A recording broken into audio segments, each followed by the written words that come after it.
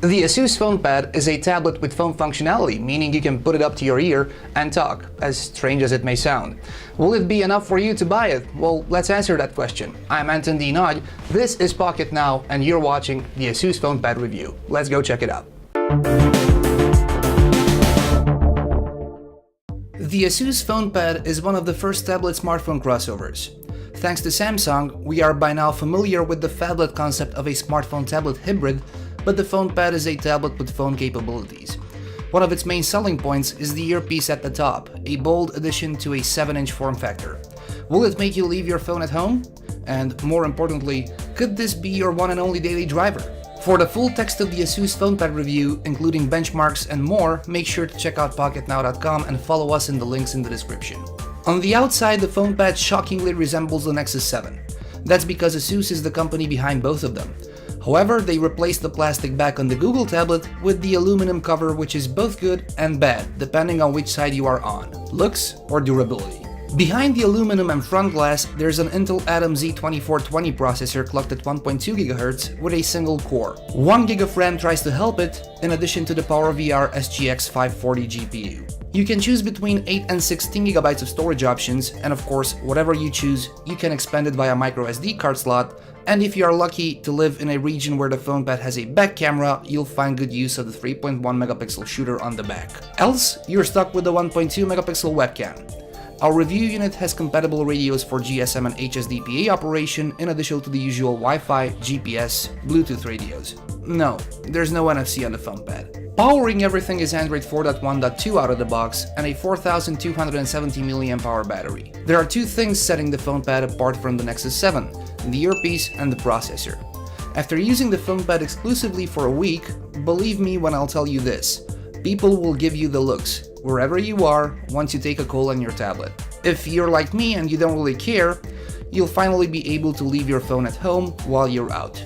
I know I'm one device lighter when I'm on the go. The Intel Atom Z2420 processor, also known as the Lexington platform, is intended for emerging markets, a processor on the cheap, not compromising too much on the performance end though. Even though it's a single core in today's sea of dual, quad and even octa-core devices, Intel heavily calls out the Android optimization on the CPU.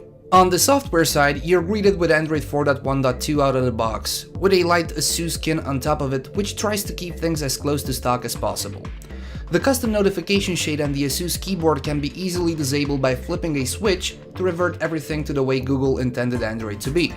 Sure, you're left with other ASUS specific features, but they're not that much in your face, like custom widgets or some menu options. Overall, the tablet did a pretty good job at handling our regular day-to-day applications like Facebook, Twitter, Google+, Foursquare, email, calendar, Spotify, YouTube, maps, browsing, and so on.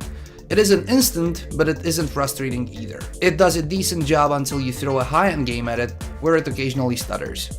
It is a single-core CPU after all. Some other ASUS-specific applications include ASUS Splendid for tweaking your display to your liking, ASUS Story for a quick and easy way of creating photo stories, ASUS Studio, a gallery and photo editing application, the Audio Wizard for tweaking the sound output by applying certain equalizer settings, and Buddy Buzz that gathers all your social content under a single application. There's also a dictionary, file manager, movie studio, paint application, note-taking solution, Amazon Kindle, and Zinio. You can uninstall a couple, but you'll have to disable most of those you don't use, so that they don't get future updates on top of the baked-in ones. There are also some ASUS-specific widgets, some interesting, like the battery widget, task manager, and Buddy Buzz, and some you'll probably never use, like several clocks, emails, counters, press readers, and so on. We've used the Fonepad exclusively over the course of 6 days in the city of Oradea, Romania, under the stable HSDPA umbrella. Call quality was decent on both ends and speakerphone performance was solid. The Fonepad seems to not only pick up the slightest signal, but it also managed to give us an additional bar level over phones in the same spot. Sadly, our review unit only had a front-facing camera, and as far as webcams are concerned, it delivered medium performance. It won't wow you, but it will come in handy for your Skype calls. Battery, on the other hand, will deliver a solid performance. Under light to moderate use, you will get as much as 3 days of usage, and under heavy usage, it will surely last throughout the entire day at least. Our typical daily review usage implies 10 or so emails sent and received, 3 to 5 calls, just as many text messages, social media activity on Facebook, Twitter, Google+, Foursquare, listening to music through Spotify, watching Pocket Now's YouTube videos, light mapping and navigation with a fair amount of internet browsing. Your mileage may vary depending on your usage and whether you use one of the 3 modes of smart power saving on the tablet: Ultra Saving, Optimized, and Custom. We have had it disabled all the time and still got decent battery life. The Fonepad is most of the times frowned upon. However, that only happens when you put it to your ear. It answers a question of a very specific market: those who always carry a phone for calls and a tablet for on-the-go work. Even if you're not part of the target audience, having an earpiece up top and never using it, it is always better than not having a certain functionality at all. Our review unit set us back $333 here in Romania, but depending on your region, you might be able to grab it cheaper.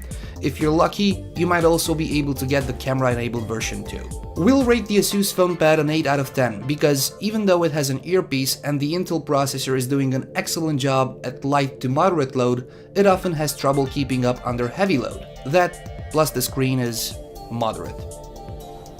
That's gonna do it for our ASUS Fonepad full review. Thank you very much for watching. Make sure to follow and subscribe to Pocket Now on all the usual social media channels, links in the description below, and you can also follow me on Facebook and Twitter.